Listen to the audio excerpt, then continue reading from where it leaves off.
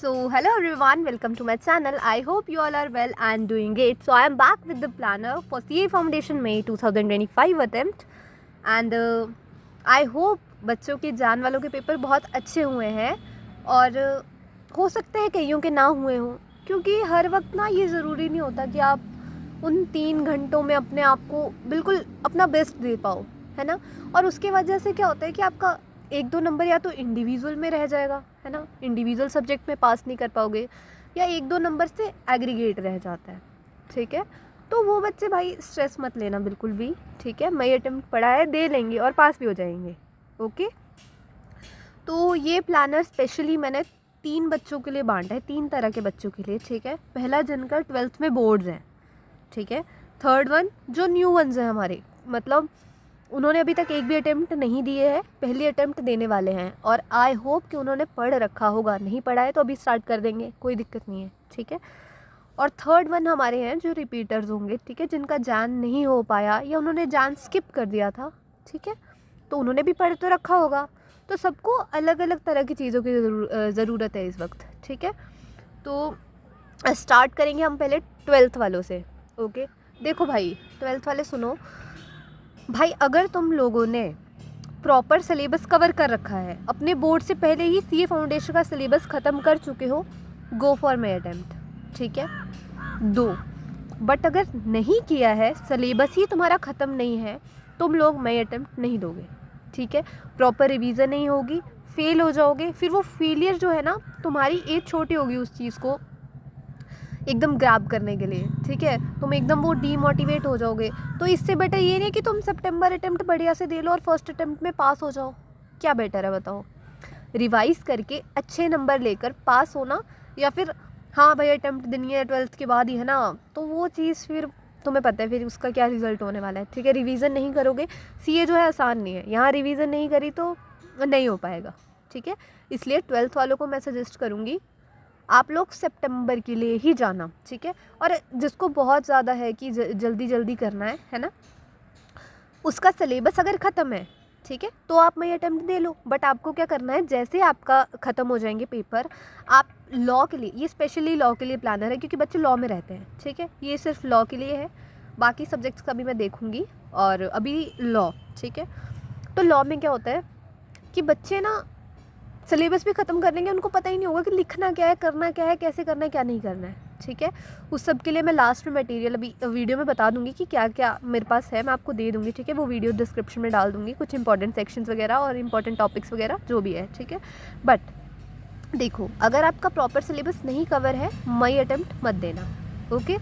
और अगर जिसको देनी ही है, प्रॉपर सिलेबस कवर है, वो क्या करेगा, एक टेस्ट सीरीज ले लेगा और उसको कंप्लीट करेगा एग्ज़ाम्स तक, एक फुल सिलेबस टेस्ट प्रॉपर लगा के जाएगा, है ना।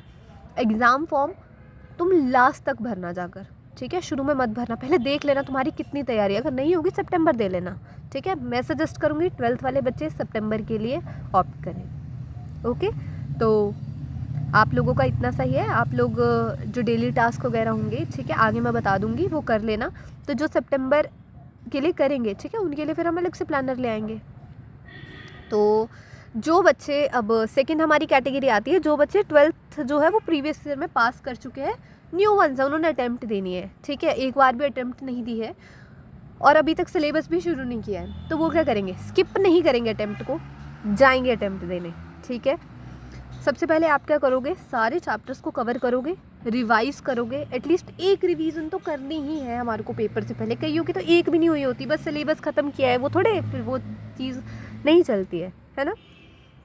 अब आप क्या करोगे, फिर साथ साथ में आपने PYQs, MTPs, RTPs देखते रहना है, ठीक है, उस तरह के जितने भी होंगे। राइटिंग प्रैक्टिस डेली करनी है, मैं टास्क दिया करूँगी, उनको भी कवर करना है, ठीक है। इंपॉर्टेंट टॉपिक्स की लिस्ट मैं आपको डिस्क्रिप्शन में दे दूँगी, इंपॉर्टेंट सेक्शन नंबर्स की लिस्ट मैं आपको डिस्क्रिप्शन में दे दूँगी, और अगर आपको उसकी PDF या नोट्स, फ़ोटोज़ वगैरह चाहिए होंगी तो टेलीग्राम में ले लेना, ठीक है, उसकी लिंक मैं आपको डिस्क्रिप्शन में दे दूँगी। तो अब बात करते हैं हम प्लानर पर, ठीक है। तो प्लानर हमारा कहता है, wait a second, okay. So planner के अकॉर्डिंग आप लोगों को 15 अप्रैल तक अपना सारा का सारा सिलेबस ख़त्म करना है, ठीक है। और उसके बाद 15 अप्रैल के बाद आप क्या करोगे, एक टेस्ट सीरीज़ ले लोगे अप्रैल में, है ना, और 30 अप्रैल तक आपने वो सारी की सारी टेस्ट सीरीज़ ख़त्म करनी है, ठीक है, इंडिविजुअल चैप्टर्स। ओके, मैं देखूँगी, मैं लॉन्च कर दूँगी 15 अप्रैल से पहले पहले टेस्ट सीरीज़, आप वो दे लेना। मैंने नहीं करी, कोई और दे देना, ठीक है। जान अटेम्प्ट के लिए तो मैंने ली थी टेस्ट सीरीज़, इस अटेम्प्ट के लिए मैं देख रही हूँ, सोच रही हूँ, या फिर हो सकता है मैं सितंबर के लिए लूँ डायरेक्ट, तो आप वो ले लेना, देख लेना, या फिर किसी और की ले लेना, कोई दिक्कत नहीं है ना। 11 टेस्ट उसमें होंगे, और जो आप बाहर से लोगे स्पेशली उनमें 11 ही होते हैं, 10 जो होंगे आपके वो चैप्टर वाइज होते हैं, ठीक है, और एक जो होता है फुल सिलेबस होता है। मैं यूनिट वाइज ट्राई करती हूँ तो मेरे ज़्यादा भी हो जाते हैं, तो वही है कि आपको जिसका लेना होगा, ठीक है, प्रॉपर प्रिपरेशन। और फ्री टेस्ट सीरीज़ मैं लेती हूँ एग्ज़ाम से पहले, वो 7 डेज़ के लिए होती है, वो साथ साथ में मैं सिर्फ 5 क्वेश्चन देती हूँ डेली करने को, ताकि मैं फॉर्मेट समझा सकूँ, ठीक है। और सब कुछ फॉर्मेट्स के लिए भी वीडियोज़ हैं, वो भी आप देख सकते हो, और इंपॉर्टेंट टॉपिक्स वगैरह वो भी मैं सारा डिस्क्रिप्शन में आपको दे दूँगी, ठीक है जी। तो आपने क्या करना है, कवर करना है 15 अप्रैल तक अपना सिलेबस, 30 अप्रैल तक आप क्या करोगे, टेस्ट सीरीज़ अपनी ख़त्म कर दोगे, ठीक है। और फुल सिलेबस टेस्ट आपको 5 मई को दे देना है, ठीक है। यही डेट मार्क कर लो कि हाँ भाई मेरे को इसी डेट को देना है, तो उस हिसाब से आप कैसे अपने आप को तैयार करोगे, है ना जी। वो मैंने 5 दिन आपको, 4 दिन आपको किस चीज़ के लिए मिल जाएंगे, फुल सिलेबस के लिए, ठीक है। और अभी पता नहीं डेट शीट तो आ गई है ना आपकी, हाँ। तो आपने उसके बाद क्या करना है, धीरे धीरे जो होगा, जिस चीज़ पे आपको एक टेस्ट और दे लेना, अगर आपका टेस्ट सही नहीं होगा, टाइम मैनेज नहीं कर पाओगे, बट हो गया तो मत देना, ठीक है जी। उसके बाद आपका आता है, आप अटेंड करोगे 5 डेज़ फ्री टेस्ट सीरीज़, ठीक है, जो मैंने दी होगी। मैं मीट सेशंस भी लेती हूँ एग्ज़ाम से पहले, लाइक सुबह एग्ज़ाम होने से पहले सुबह जो भी आपके क्वेरीज़ वगैरह होंगे, ठीक है, जो भी होगा हम क्लियर कर लेंगे। और उस वक्त मैं 5 क्वेश्चन लिखवाती हूँ सामने सामने, तो आप वो भी अटेंड कर सकते हो। और 1-2 मीट सेशन मैं पहले भी ले लेती हूँ, जो डाउट्स क्वेरीज होते हैं उनके लिए, है ना, जिनको पेपर प्रेजेंटेशन से लेके। वैसे तो डाउट्स वगैरह मैं आपके यूट्यूब पे देख लेती हूँ, तो आप कमेंट कर सकते हो, जब आपका दिल करे पूछ लो।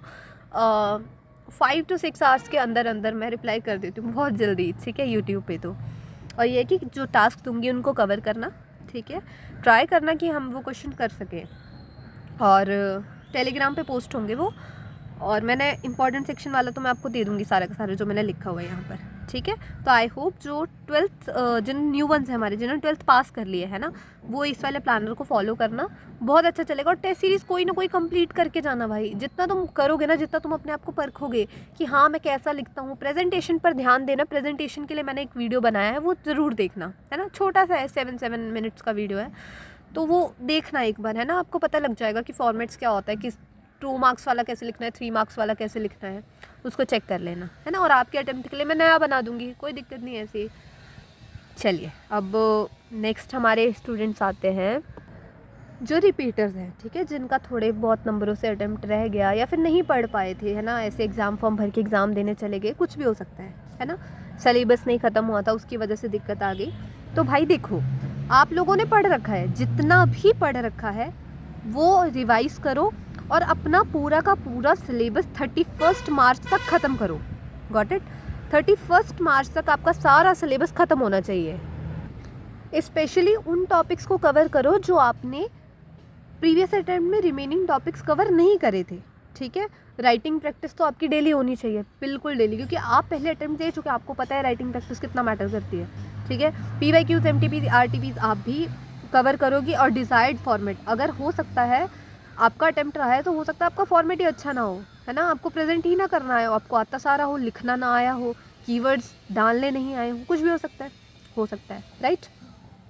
तो ध्यान देना है बिल्कुल। और आपके प्लानर के हिसाब से आपको 31 मार्च तक जितना भी आपका रिमेनिंग सिलेबस है वो ख़त्म करना है, ठीक है।